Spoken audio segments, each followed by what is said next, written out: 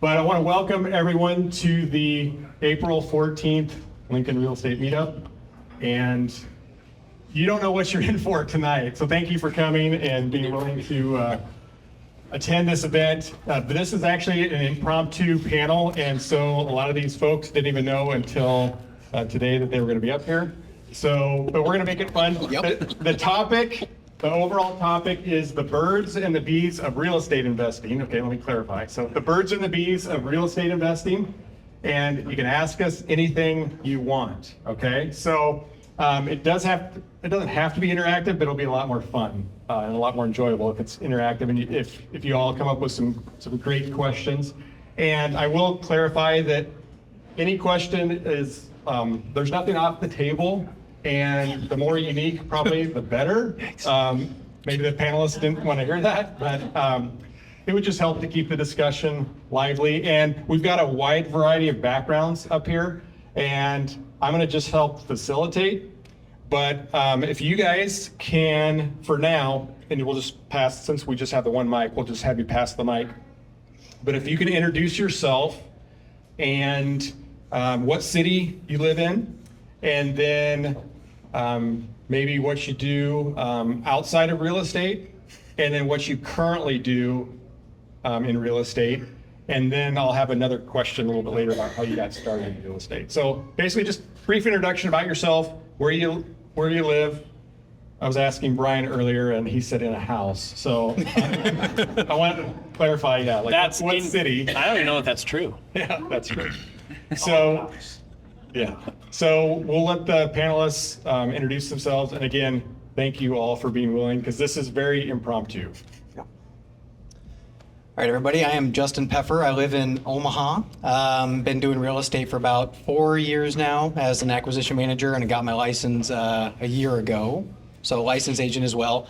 Worked for Ryan at Al Home Buyers. He strong-armed me into being here today, so no, I enjoy it. And outside of real estate, right now, just raising 3-year-old twins, and that's more of a full-time job than doing acquisitions. So that's it. Cool. Lance White with Terz Group, live here in Lincoln. When I'm not doing real estate, I'm really not doing anything else because this is what I do full time. I do have a hobby game store, but that runs on its own, so I don't have to do much of that.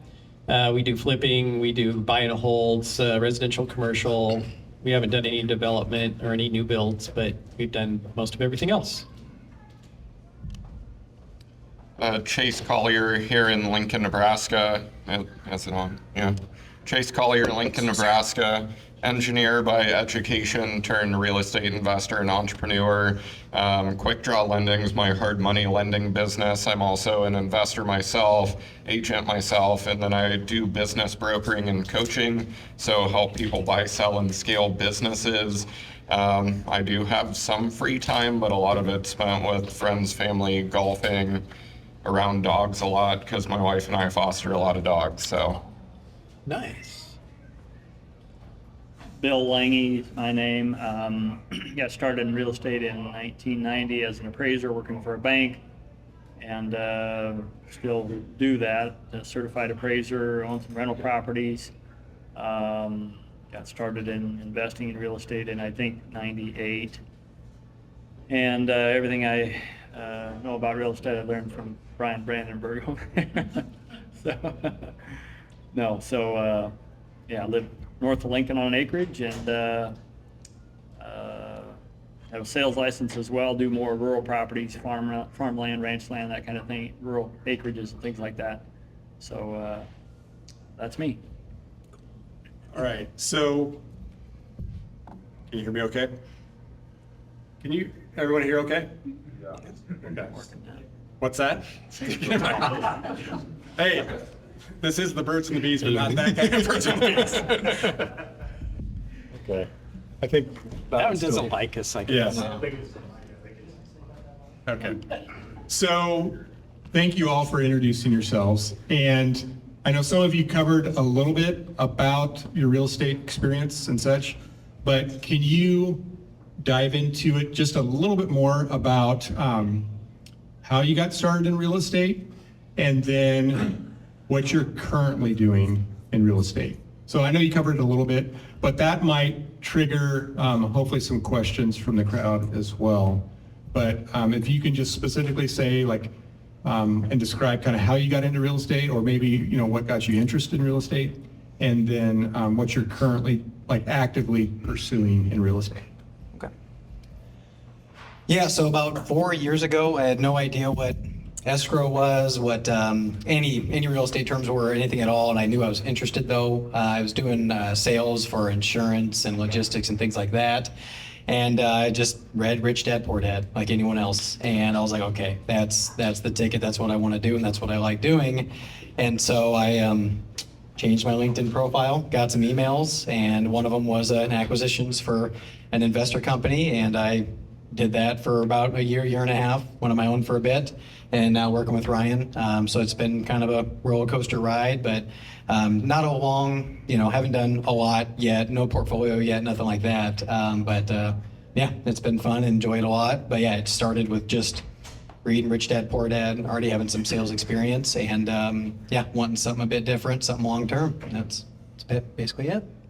Nice. Okay. So I got started in real estate a little bit over 10 years ago, and I'd always been interested in it. But as a young guy, my grandmother owned a lot of real estate in North Platte, and my dad and my uncle were the maintenance guys. And so my dad hated real estate. Because what would happen is my dad and my uncle would fix all this stuff up, grandma wouldn't pay them, and then she would rent it out to other relatives and then not actually charge them rent. So my whole life, my dad was like, real estate's dumb, it's terrible, it's horrible. And so that gets in your mind as a kid, and as you grow older, it's like, everybody I know that's like super successful owns real estate. So I started really looking into it. And then went to one of those crazy programs. I think it was called Get Motivated. And what it was motivational speakers. One of them happened to be Zig Ziglar. Most of you are too young to know him, but he was phenomenal. Amazing, right? Yeah. Amazing. Well, he was one of the speakers, and they had General Colin Powell as a speaker and somebody else. But in between, they would have what I dubbed as infomercials. The first infomercial was a real estate investor guy, and he was so freaking crazy. I enjoyed it, and I bought his program. And so that's how I got started in real estate, and it was a blast. And then later on, I went to a couple others, and my business partner Shane's back there, and his son. And we took on some other programs, and then we just figured out the one that we really liked and used that, and that's kind of how we got started. And then you mentioned what we're doing now, or? Yeah, what you're focused on now. So one of the things I'm focused on now is we have a title company going. So working on that. It's out of Omaha, but we do stuff in Lincoln too. So if you're looking for a title company and you need more information, just let me know on that.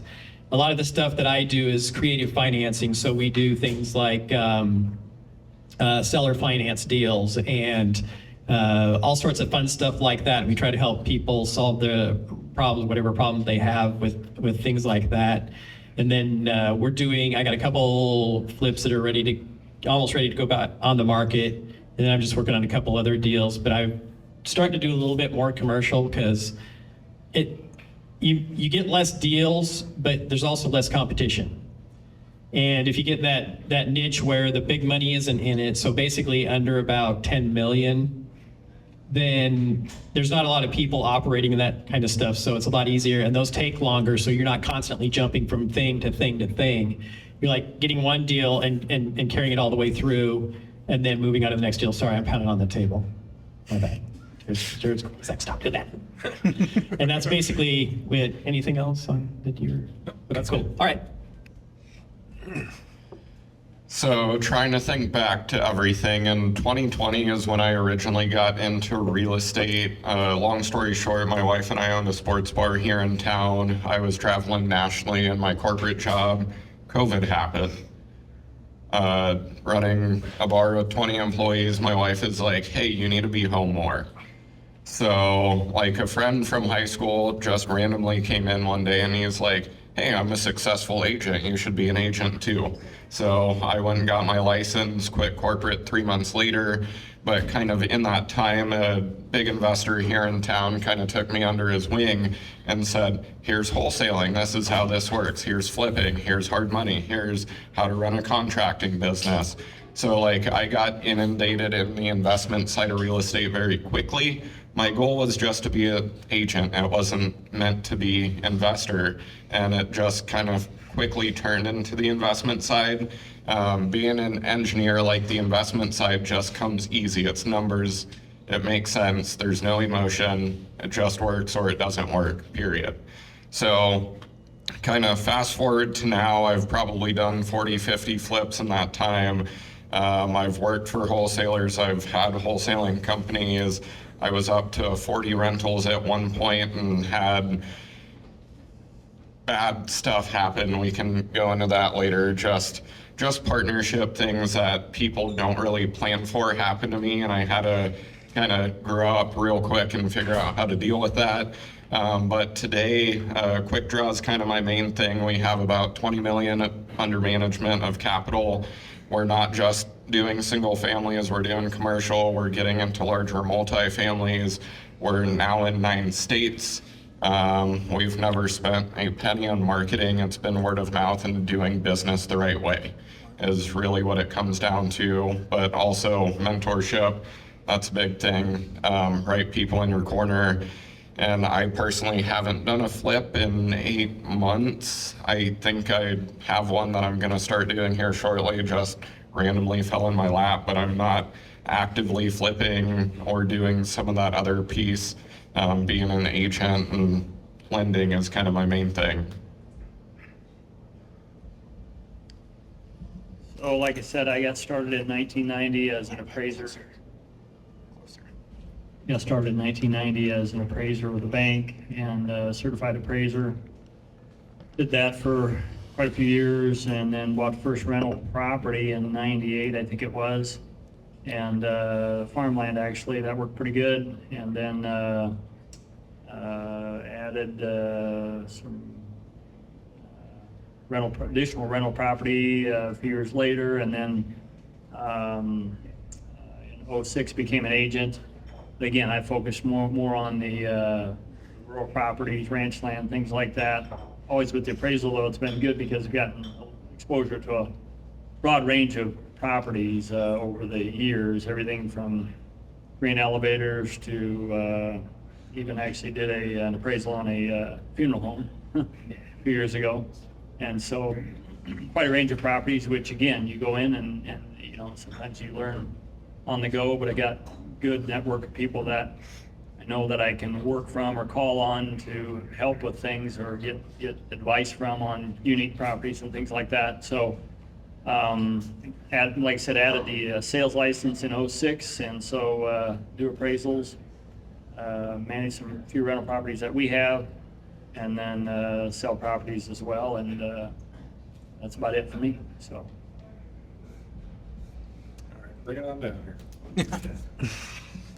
All right, so I'm gonna have one more question for all 4 of you, and then we're gonna open it up and see if anybody else has any specific questions. And when you're thinking of your questions, not everybody has to answer the question. So like if you have a specific question for somebody about mortuaries or grain elevators or whatever, and appraisals, so it can be a specific question for a specific panelist. So, but here's the question, and I will have you pass the mic all the way down, and we'll start with Bill and bring it back this time.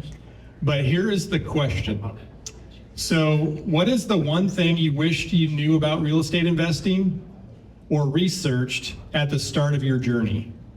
So in other words, if you could do it again, what is the one thing that you would have, you wish you would have known or would have researched a little bit more before you got started on your journey?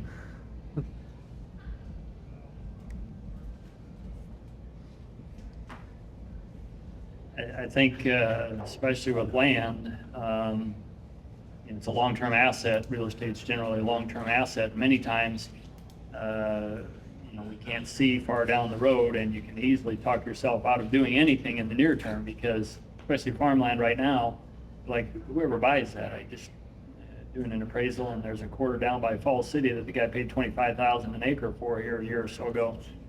Like, well, why does that, and that's extreme, probably doesn't work, but that's something that you, I think, have to understand is that many times, you know, you do make your money when you buy, so you got to get in at the right level, and that's the struggle, that's the challenge. But it's a long-term asset, and if you manage it right and get started right, it'll work for you. But to see that it's going to work real well right out of the gate, my experience has been that isn't always the case. Sometimes there's obviously things that you can do to enhance it and so forth.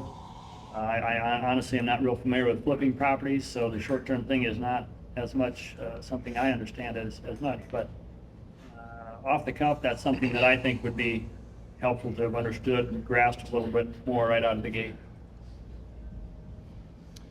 So for me, two things come to mind. Number one is probably figuring out everything that is out there to be profitable or make money in real estate. When most of us start, it's either we get our license, we start wholesaling, we start flipping, like it's one of those things. And I feel like in my journey, it was like, hey, I started this. Oh, there's this shiny thing over here. Let's go over here. Oh, let's go over here. And I feel like if you can digest all of the opportunities that are out there first before getting started, you can find what is best fit for you. When I talk to a lot of new investors, I'm like, what part do you enjoy? Do you enjoy being a salesperson? Do you enjoy doing the work? Do you want to talk to people or not? Are you good with your hands? Because all of that will determine which part you should be in. If you're not a great people person, you probably shouldn't be an agent, but you can probably flip homes very well. So like figure that piece out. And then second, I kind of did this, but should have done it better, is find the successful people in the room or the community and go talk to them.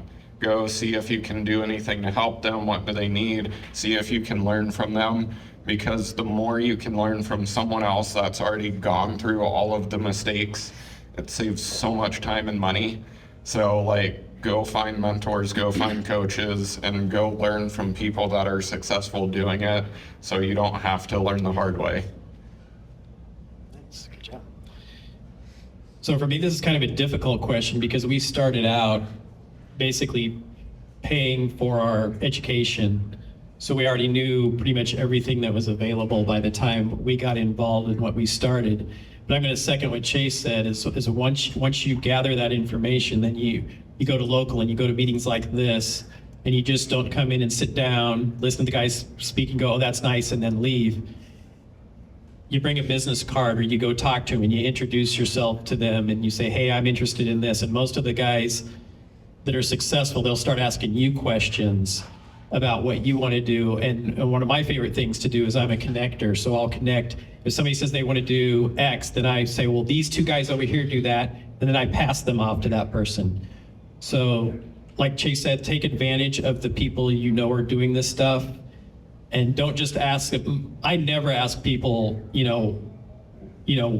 tell me your biggest, disaster or whatever. I'm not interested in that because I can make my own disasters really well. I want to know what their greatest successes were and how they came about it and how it worked out.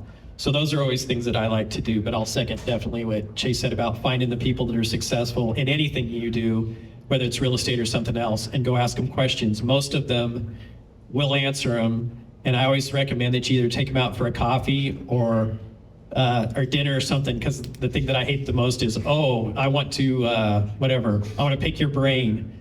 Okay, well, buy me a coffee and I'll let you pick my brain.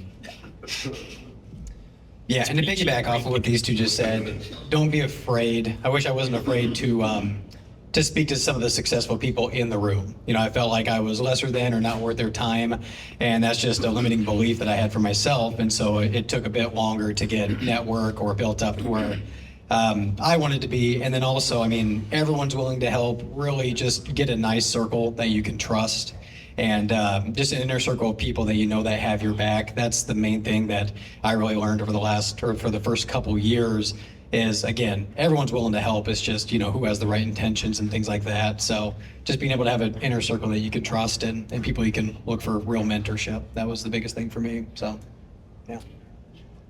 All right, thank you, thank you.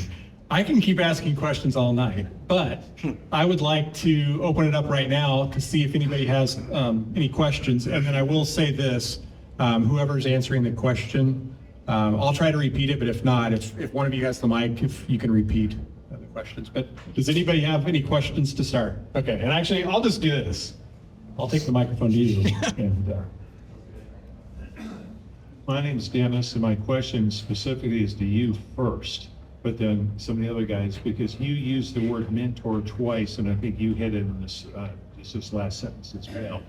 I'm in a situation in life, I don't really care too much about getting specific about real estate. It's more philosophical.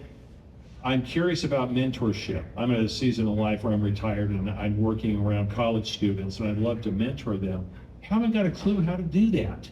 So, and you mentioned that word twice, and again, you mentioned it as well. I'd love to hear what you have to say about mentorship, either from being the mentor or the mentee, or both. What are your thoughts on that? all right, thanks, Dennis. Did everybody hear the question okay? Yep. All right, and I can't remember who he was talking to. Okay, Chase that's first. So personally, there's a lot of respect and experience for me, both for mentors and mentees. Like, and I have to give a shout out to Lance, because like when I was in this room and knew, he was one of the first people I asked for coffee. And like, just to see the growth and him still doing the same thing, people asking me for coffee, it's cool. But to me, like I kind of separate mentor and coach, because normally, to me, coach is transactional. To me, you're paying somebody for coaching, and to me, mentorship is a little bit more authentic and value forward. And like when I've had mentors, I feel like every level that I move up, I try and find new mentors, or my prior ones are still there, but they authentically want you to grow in what you are doing. Yeah. They will help you through any mistakes. If you are having a hardship, they're going to be there for you. If you're celebrating wins, they're going to be there for you. And like a lot of us, because we're entrepreneurs, we're unique, we don't fit in with everyone. Like when I go to family gatherings, I can't celebrate with them with my wins because they don't understand it. So like mentorship to me is very important. It's good to have people behind you. It avoids a lot of catastrophe, but kind of on the flip side of that, like I have people that I coach in business, mentor in real estate, and it is just fulfilling for me, because like I know what it's like to be new and not know anything, not know the people, and it's just so impactful to be able to give that to other people and be a resource for them, like other people have been resources for me. Like I take it personally, and I'm sure Lance gets this, but we meet with a lot of people that we say, hey, go do these 10 things, and they don't do them. I'm like, okay, we're not going to continue this, but the people that take the action and apply themselves, I'm going to keep investing my time and energy to. Yep. Yeah. And I was just going to say about being a good mentor is intentionality and accountability. So actually checking in on, what they're doing and the progress they're making, but also just being intentional in many different areas of life, not just the subject matter at hand, but like life as well. So I mean there's a lot going on outside of what you guys are really focusing on. Good mentors are the ones I feel like are the ones that are, again, really intentional with everything in hand, not just like a coach or something like that, like the difference you're talking about. Being there. All right. Does anybody else have any comments on the mentorship or anything?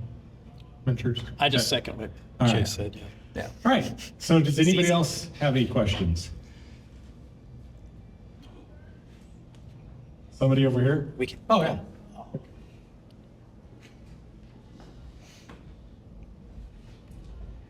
So, one of my regrets is not knowing about self-directed IRAs. When I was younger, do any of you do stuff in your self-directed IRAs? And if you're young, you should be looking into it. It's true. All right. So, very good question. And does whoever wants to speak to this? Sure. Anyone? I can. I'll start. Lance? Okay. So the one thing that you should know about self-directed IRAs is that your normal financial advisor isn't going to be able to help you, and they aren't going to want to help you because you're actually going to be taking money from them and doing your own thing. So there's a couple companies out there that do self-directed IRA stuff. You need to research them because they all have different nuances, and you have to decide what's best for you. So when I'm coaching people, I never ever say, do this, don't do this, or do this. I find out what they're trying to do, and then I say, okay, look at these 2 or 3 things, and then figure out which one is the best for you. And so that's what you want to do with the self-directed IRAs. But if you don't know about them, go online and research them right away, because you're right, you need to know right away. And once you do that, you may have to educate your accountant. Okay, so don't feel bad about that because they don't know everything. So you have to let them know. And you may have to also educate your lawyer about that and say, hey, this is what I want to do. And then they'll help you with your accountant because they'll probably jump in and research it. And they'll probably end up doing the same thing. And they might even lend you some money off of it because you told them about it. So anyway, that's what I got.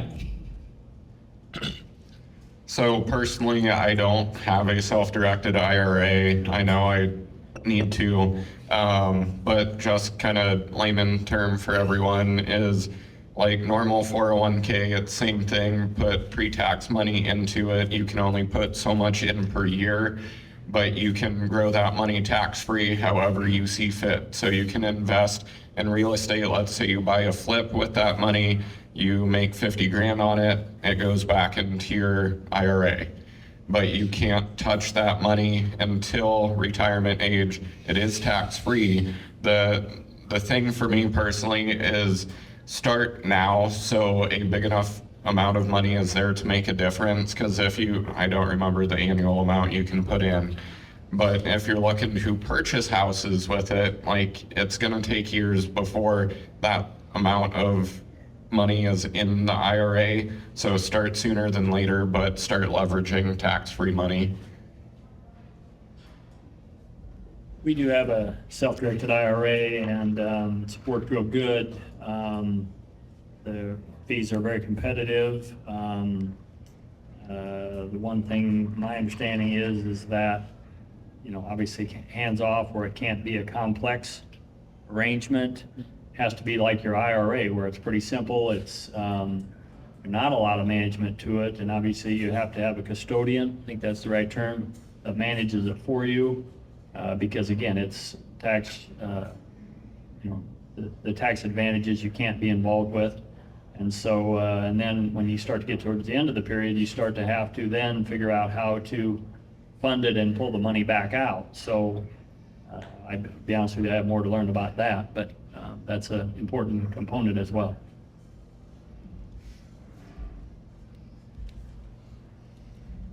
All right, so who's got another question here?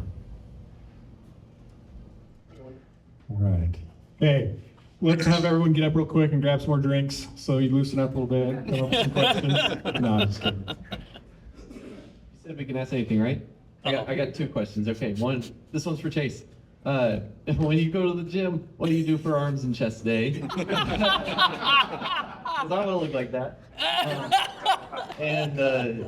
So as a flipper, you use a lot of subcontractors, and I feel like in my experience, the first couple of years I used the subcontractors, their prices are very competitive. They work well for me. But as the years go by, they always raise their prices, for me at least. And then pretty soon, they're almost more expensive than the guys I can find on Google. So in your guys' opinion, is it more valuable to have a long-term relationship with your subcontractors and pay a little more for it for the same kind of work that you'd probably get with just about any other subcontractor? Or do you go ahead and shop around as time goes on and maybe cycle out a couple subcontractors here and there as you go? Good question. So, somebody's got experience with subcontractors or construction? Yeah. Do you want to answer the arms and chest thing first? Oh, yeah, that's true, yeah. Joking. I'm in the gym 6 to 7 days a week. Chest tries, back buys, shoulders, arms, legs, repeat. I don't know, 45 minutes in the gym, but nutrition. Nutrition. Lavelle will agree with this. Nutrition is everything. Yep. If your nutrition is not on, you're not gonna grow right. My 2 cents, and this is, I'll let other people talk on the real estate side specifically, but anything in business that you have vendors on, always, you're the business owner. Your goal is to keep revenue high and costs down. It is not, yes, there's loyalty in business, but at the same time, you are more than welcome to shop around to anybody at any time. If you feel that somebody is mistreating you, go get bids elsewhere. Like, you have full opportunity to do that, and no matter what business you're in, go check the supplier. But the only other thing that I'll add is quality. Is, are they charging more because they're better quality? And what would the cheaper option look like? Those are all great. So the subcontractors is a great thing. I'm into seasons, so everything has a season.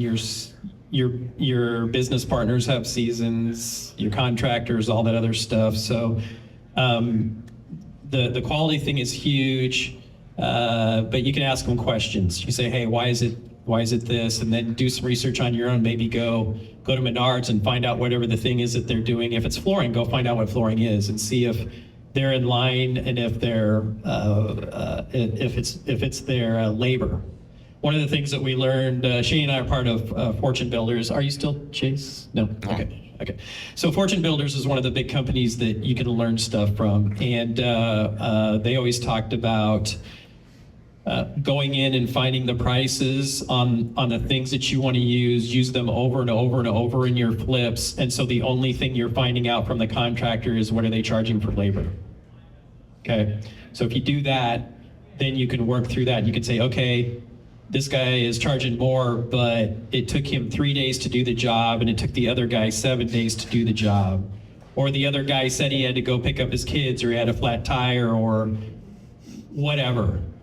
So you want to kind of find that out, but it's definitely valuable to create the relationships with subcontractors. And then every once in a while, maybe you got to let them know, say, hey, you know, I'm happy to keep you doing stuff, but we need to really make sure that the prices are in line, and you should always bid anyway. You should go bid those out with other contractors anyway, just to make sure that they're in the ballpark that they should be in. But just ask them, just say, hey, you know, it seems like this is quite a bit more than the last job. Explain to me what's going on. And maybe some costs went up on some materials that you didn't know about. Or maybe they're just like, daddy needs a new car, so they're going to charge. I don't know. You know, then there's some contractors, I talk to them all the time, they're like, I didn't really want that job, so I bid this, and for some crazy reason, the guy paid me for it. So keep that in mind. That's one of the things we always try to find out with a bank. Banks will always lend money, but they may not lend money to us because they may not want what we have in their portfolio, so you go find a bank that will. It's the same thing with contractors. Maybe you got a contract, like I have an electrician who's like 6'4". He doesn't want to crawl around in crawl spaces running wire. So he'll charge me more because he doesn't want to do that. But if he can get into a panel up above and he doesn't need a ladder, then it's cheaper because he doesn't have to get down, get up. So anyway, that's just an anecdotal thing. So hopefully that helps. All right, so I've found over the years with contractors, it might not be the price that increases, but just life happens. So they might move to another area. You've got a good relationship. They move to a different area, or they take a job with the company or something like that. So in my mind, you're always just trying to find new contractors because you have to be ready if something like that happens. And then the other thing would be on contractors. If you have a really good contractor, find out or subcontractor, find out who else they like to work with, because rock stars know rock stars. So I would just keep that in mind. So if you've got a good subcontractor or contractor, ask them, what other trades or what other companies that they like to work with. All right, so we've got a question back here.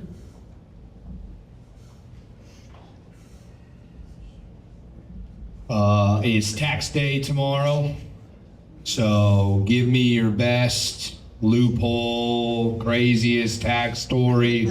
This is a closed room. Everyone turn their phones off. But no, I'd love to hear it, especially from like the land side of it as well. So curious there.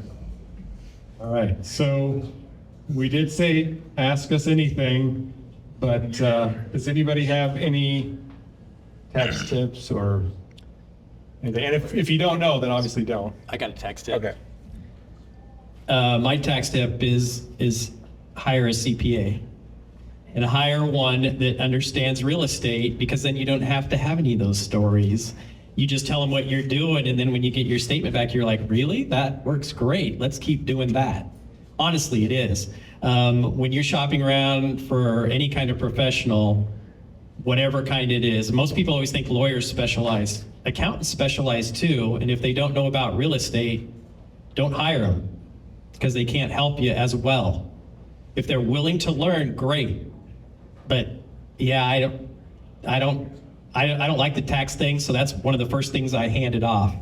I have somebody that does our monthly bookkeeping, because I'm terrible at that. And I have the CPA handle all that other stuff. My job is to tell him what I want to do. His job is to tell me if I can or can't. So that's what I got. One thing that a lot of people don't know about is called the Augusta Rule. Does anyone in here know that? Few? Okay. So the Augusta Rule is for anyone who has ownership of an entity, you can rent your house out to the entity tax-free for 14 days a year. It does require paperwork. There's lease agreements, like rental agreements, like if you were renting out a event space. But let's say you have a 1,500 square foot house, and the going rate on that event space, because you have to compare it to like properties available for rent in Lincoln, is, let's say it's $2,000 a day to rent it out. You can get $28,000 tax-free per year by doing that, but you have to show the comps. You have to show each day that you rented it out to your company or to you from the company. But essentially that money flows from your company to you personally. It's an expense on the company, but it's tax-free to you personally. That is a CPA question.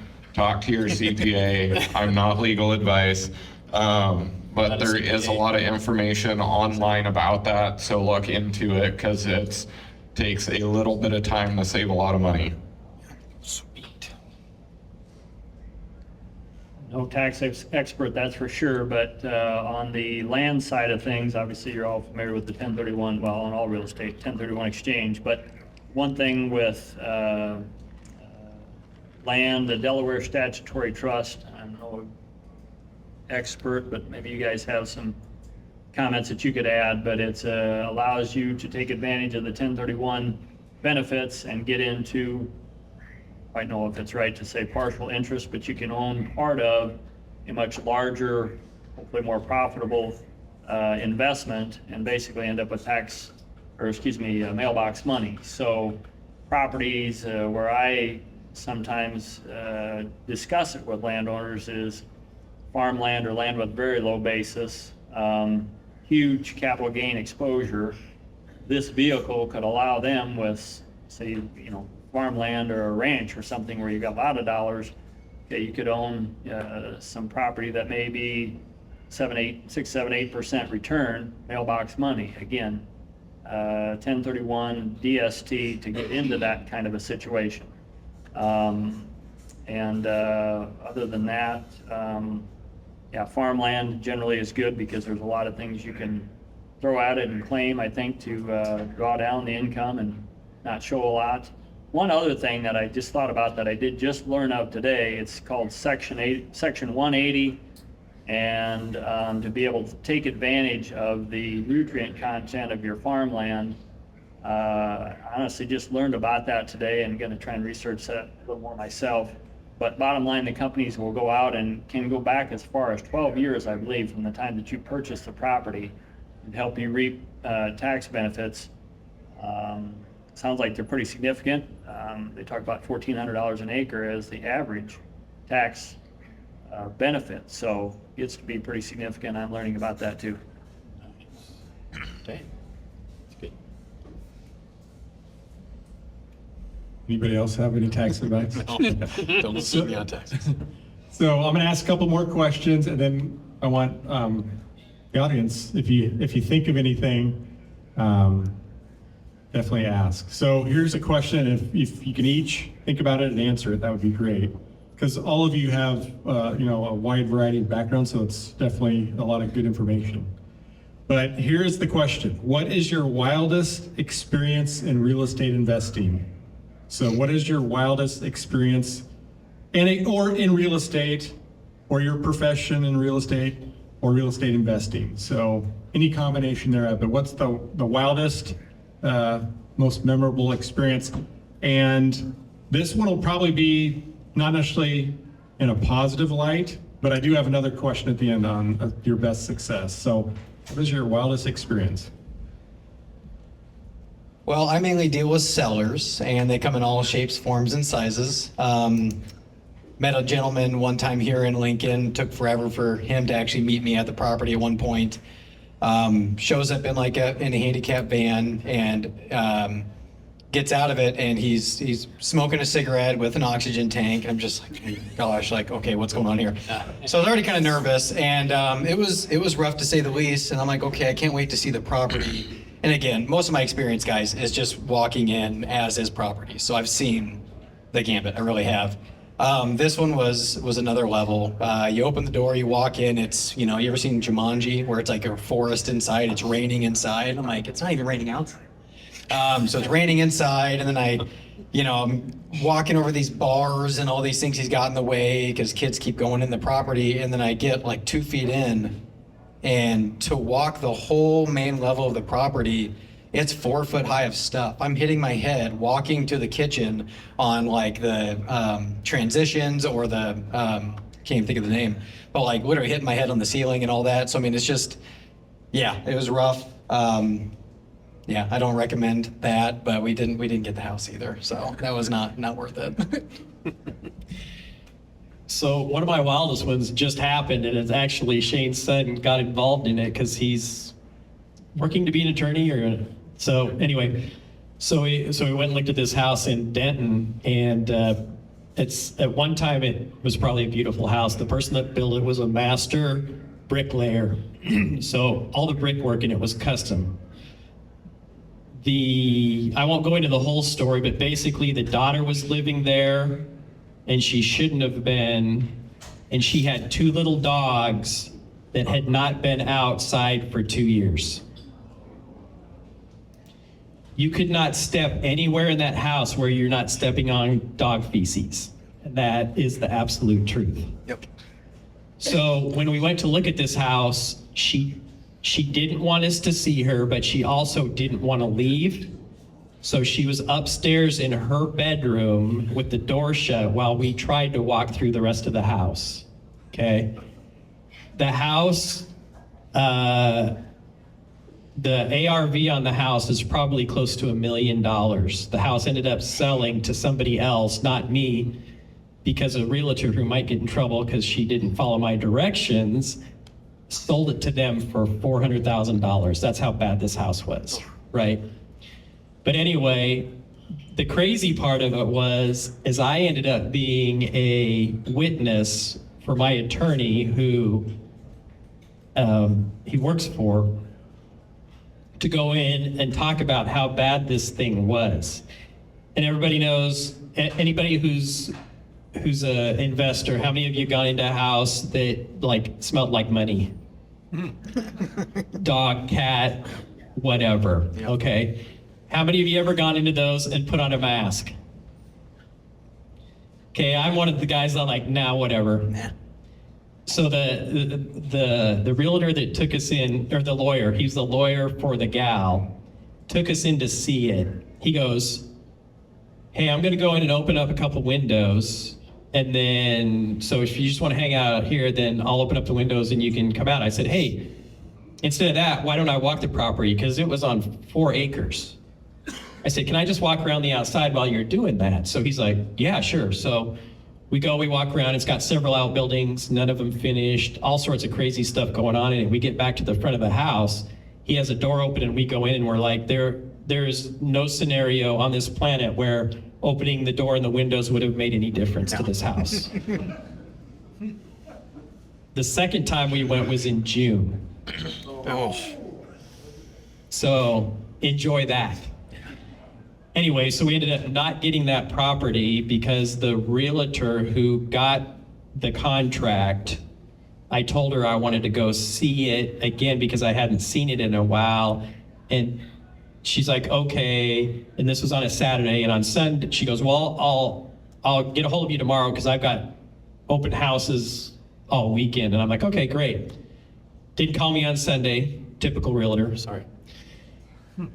On Monday, my wife goes, hey, that house that I thought you were looking at, it's under contract, is pending. Did you buy it? And I'm like, no, I didn't. And so that's part of the reason I ended up in court talking about it. But that's probably the wildest one. We've had some disgusting ones, but that's probably the wildest one because I've never had to go to court to do that before. And it was very interesting. So that's my wild one. So I'm gonna go down a not fun path probably just to give lessons is really the gist of it. So at one point, and I love partnerships. I love partnering up with people. I think you can move faster together, play with people's strengths. Like there's so much to be said about that. At one point, this was going on now 2 years ago, I had a partner. We had about 40 properties together-ish. And he passed away suddenly. And from looking back at everything from the beginning, not every piece of our documentation of our entity was done correctly on pieces and parts of the business. I still own 50% of the real estate, but we were also running a wholesaling operation and doing some other stuff out of it. And because stuff wasn't so clear in the beginning, his family gets involved, and I'm like, hey, this is my business, like, I will continue to run it. And they're like, no, we're taking it. And I look back way, like, year and a half before, and that was me being new in business, not understanding everything correctly, and I'm like, crap, I screwed this up. Like, I don't have the ability to go after this part of the business like it is theirs, period.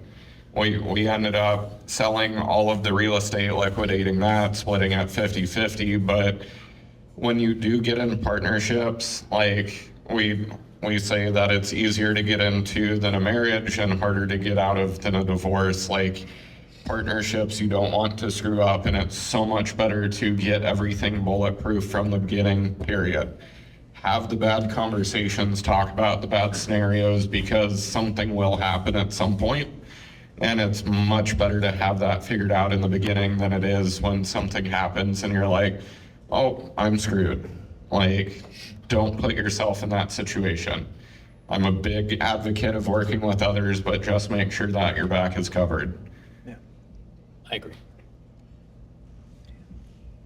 Mine's just, I don't know if there's anything to be learned about this one, but my weirdest or most memorable was the call for an appraisal on a property, commercial property here in Lincoln.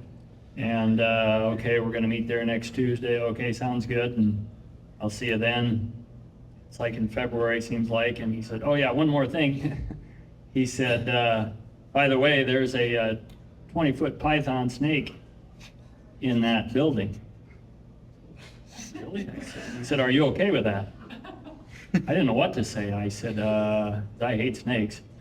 And I said, well, I'll tell you what, I said, he said, it's in a case. I said, okay, I'll tell you what, if when we go there and you open the door, the first thing I better see is that snake in a case. He said, it's in a case. And okay, oh yeah, it is. He said, it's right there in a case. And so get there, he pops the door open, and right there it is. To me, the little thing that the cash register would sit on, a glass and closed case or whatever. Yep, there's this big thick snake all rolled up there, and in the case, and it was like wintertime, so cold, but somebody came over there daily or weekly or however often you got to feed a snake, and did that. And then, okay, let's go looking around at this place, and a little bit more of the story. It was entertainment facility, and I'll leave it at that.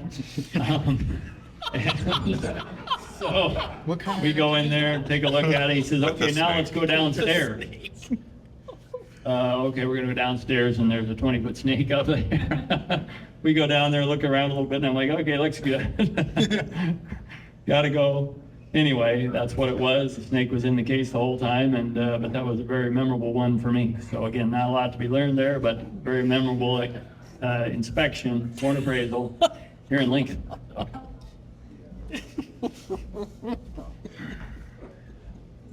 All right, so how many people in the room, by show of hands, have never invested in real estate as of today? Never invested in real estate today. Okay, so don't let these stories scare you. But the reason why I wanted to hear this is because what you'll notice is all four of these guys, they're still involved in real estate. So they didn't let a minor obstacle or a major obstacle get them out of real estate investing. So just keep that in mind, whether you're just getting started or you've been doing it for a long time. You're gonna have ups and downs and good times and bad times. And so you gotta keep on moving. So I didn't want just, because obviously if you watch on YouTube or online, social media, or the gurus, like they're selling all positive. They don't really tell you too much negative. So I don't want to end with that though. So I do have a couple more questions. And this one can be fairly quick because I know we're running out of time here. But what advice or tidbit would you give someone that's thinking about going from part-time real estate investing or an investor to full-time real estate investor? So does anybody have any like nuggets of wisdom or any tidbits? I will tell you two things. The first thing is if you either work for somebody else or own another business, what happened to me in my business when this was immediate. When I said, because at the time I also owned two other businesses, and when you talk to people, they say, oh, what do you do? So I would say, oh, I do this, and I own this, and then I'm also a real estate investor.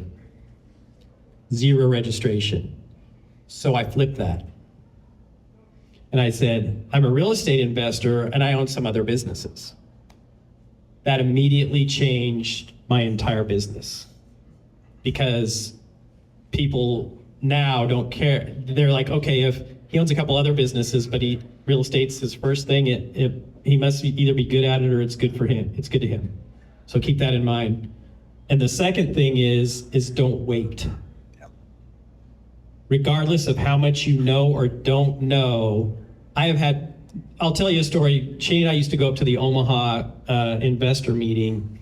Was it the RIA or was it the other one? It was the RIA for what it is now. The RIA, and we were talking to a kid who was on fire, and we're like, okay, great. So, I want to pick your brain, blah, blah, blah. So we sat down with him. We tried to do it during the meeting, so after the meeting, we wouldn't have to, he wouldn't have to hunt us down. And so we told him several things to do, and then the next month, oh, how's everything going? He's like, oh man, this is really exciting. What did you do? Oh, I got my business cards designed.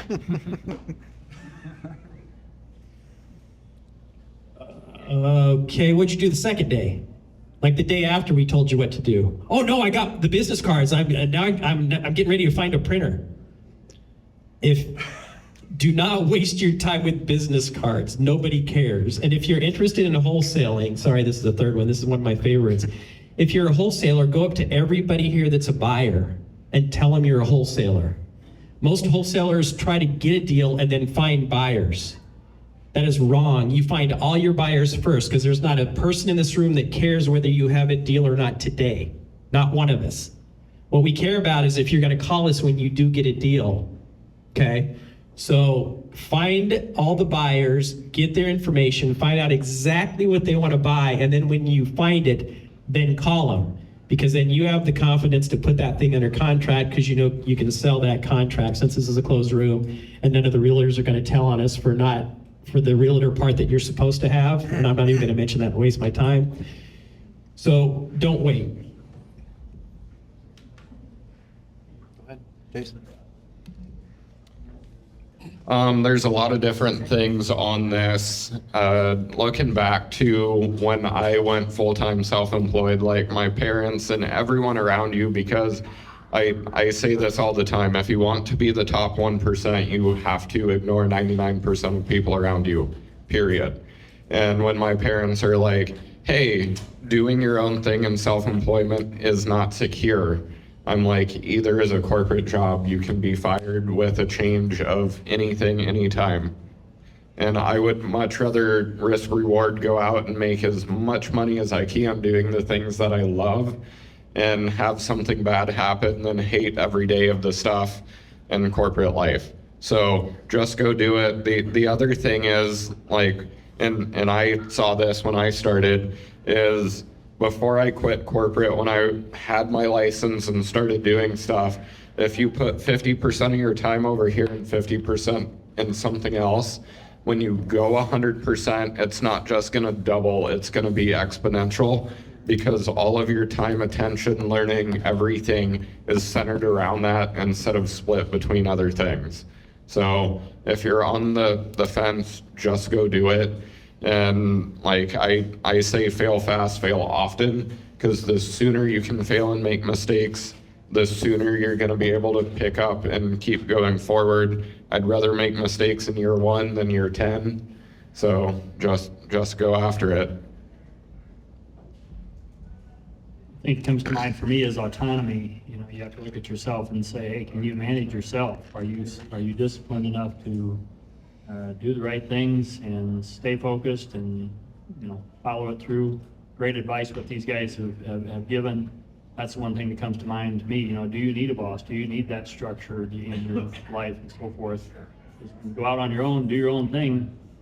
You know, there's obviously a lot of free time, which you like, which is a big driver behind real estate and so forth, but you got to know how to handle that too. So It's true.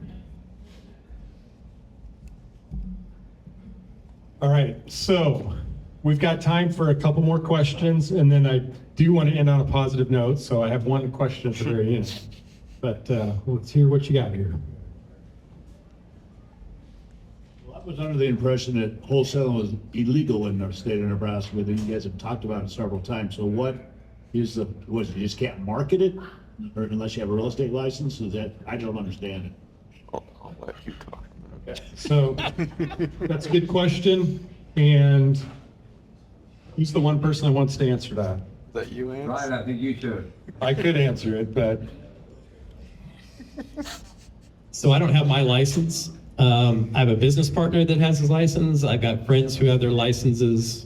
According to the Real Estate Commission, you have to be represented in order to sell a property, regardless of how you market it. So basically, you got to figure out how you want to do it. I work with wholesalers all the time that we buy stuff for.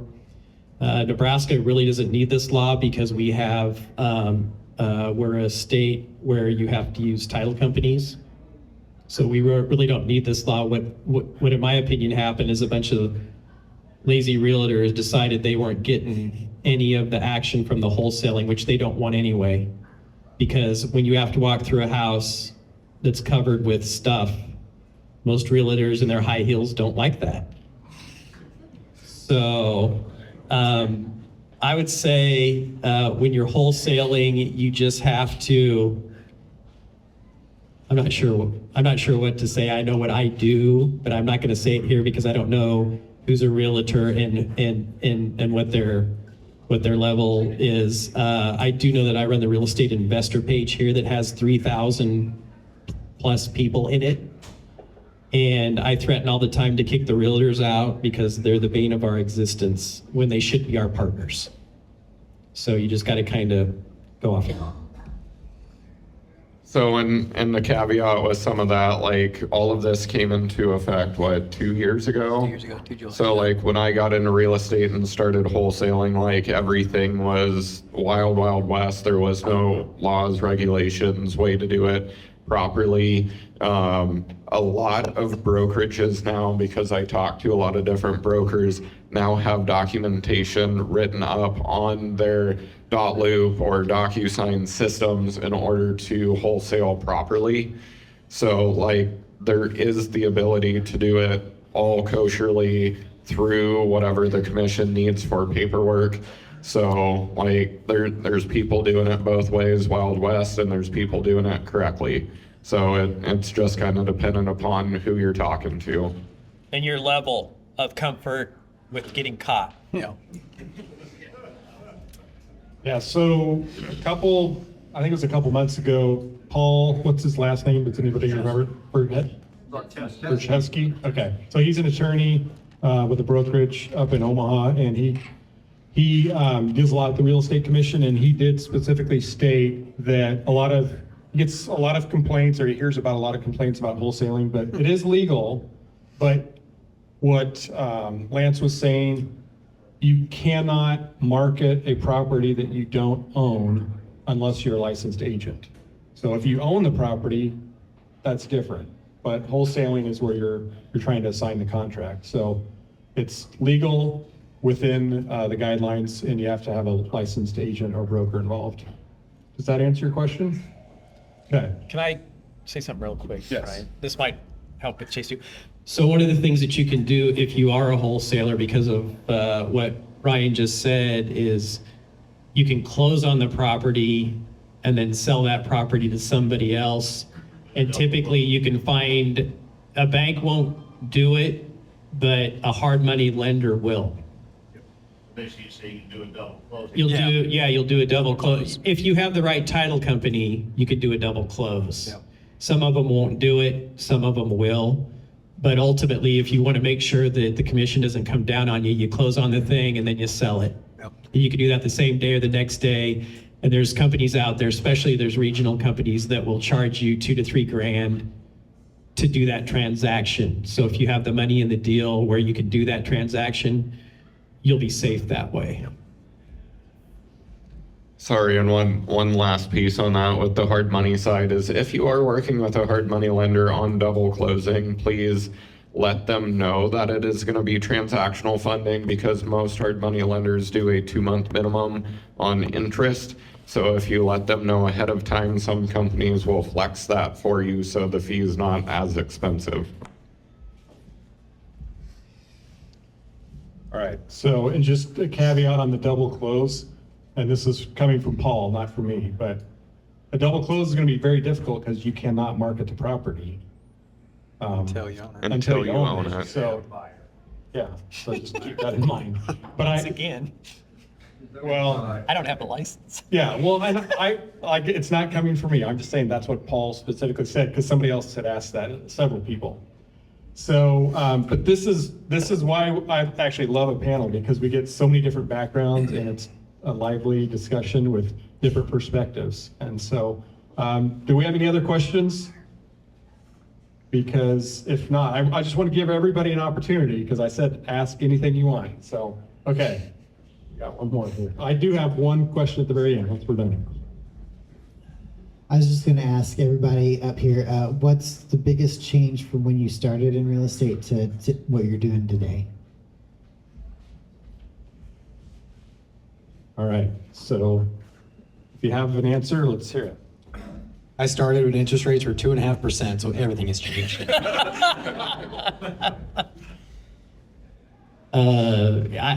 Yeah, probably that. But I would say the biggest thing that has changed is that for a while there, everybody thought they could do what we're doing up here, and they couldn't. So they went back to whatever it was that they were doing before. One of the biggest changes is probably technology and everything being saturated, because there are the gurus, there's YouTube, and now there is AI involved in real estate. And like, I am personally teaching myself a lot of ways to use AI in real estate. And like as these, in my opinion, bandwagons happen, you can get on them or you don't have to. And like you will do just fine doing the way you've always done it. It will work. It's tried and true. Real estate is real estate. So stick to it. If you want to learn new tricks, there's always stuff out there to learn. I think probably do the things that AI won't do, and you may have to think on those, but what he explained earlier, I don't see that being taken away with AI anytime soon. So be willing to get dirty and do the things that nobody wants to do, because that will probably always be there. Because yeah, AI or technology in general is by far the biggest thing since I started, that some of the stuff we used to do, I mean, totally gone now. And so, as we all know, that you can be anywhere, see anything, and I was overseas and closed on a property here one time, so anything is possible, and who knows what tomorrow brings. So. All right, so I'm gonna have the last question, but if you have questions and you didn't want to mention it in front of everyone, that's fine. Hopefully you can catch everybody here before they leave for the evening. But last question for everyone. What is your greatest success that you've experienced in real estate or related to real estate? And it doesn't necessarily have to be like a monetary success. It could be anything, but what's your greatest success in real estate? Go ahead. No, I'm not. You're gonna think? I'm gonna think about it. Yeah. I think for me, it's just the network of people between Lincoln, Omaha, the area. When you really start to talk to all the people that are involved in real estate, you find that even though we're competitors up here, there are certain things that I don't want to do that Chase does. So when that thing comes across my desk, I send it to him. And then when something comes across his desk that he doesn't do or he doesn't have time to do, he'll send it to me. So ultimately, if you build the relationships with everybody in the room, you'll get deals from them that you may get one or you may get 100, but you'll get something because they know what you do and they trust what you do. And that's probably, to me, the biggest success thing. You can help people and they can help you back. Relationships matter, like 100% what Lance said. For me, with Quick Draw, like I enjoy flipping properties. I enjoy all of the different pieces of investing in real estate. But personally, for me, as the owner of a hard money business, I enjoy seeing people succeed and being a part of what they do. And some people are like, cool, that sounds whatever. But like for me, I truly get fulfillment out of seeing people succeed. And running a hard money business, I'm not just a lender, I'm a coach. If somebody gets stuck or needs help, I'm there for them. If they need contractors, I'll give them. If they need like long-term financing, we have bankers. And being able to connect the dots and not just compete with other people in the space, I get so much out of just helping other people start and continue in the real estate space in general. I don't know. Yeah. I like it a lot, period. I would agree with what they just said, the networking part of it, getting to meet people through this group, and I really like that, chance to network with people.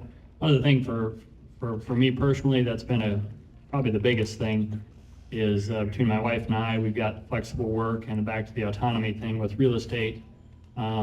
We were able to, we have 4 daughters, youngest one's gonna graduate here this next month, and we've had basically no babysitter time for them. So one of us could always be home with the kids. So that's a huge, in our opinion, was a huge benefit. So kind of a fringe benefit kind of thing. Nice. Yeah. Yeah, I was gonna say for myself, I was part of the, I don't know what you call it, the rat race or whatever. I was doing 9 to 5, clocking in, clocking out, and I absolutely hated it. Working insurance and logistics. My dad, he opened restaurants for a living. He worked 60, 80 hours a week, and it's grueling. And he didn't really pass much down to me, like knowledge-wise or like what to do career-wise or whatever, figure out college, go there, and then, do whatever. I know for myself, for the long term, I mean, I'm doing a career that I absolutely love. I will be part of for the rest of my life, and I know it's something I can pass down to my kids, and they're going to have that option to, start with that leg up. So I think that's the biggest success for myself. So. All right, so thank you all. Can we give the 4 panelists a round of applause, please? Thank you. You guys can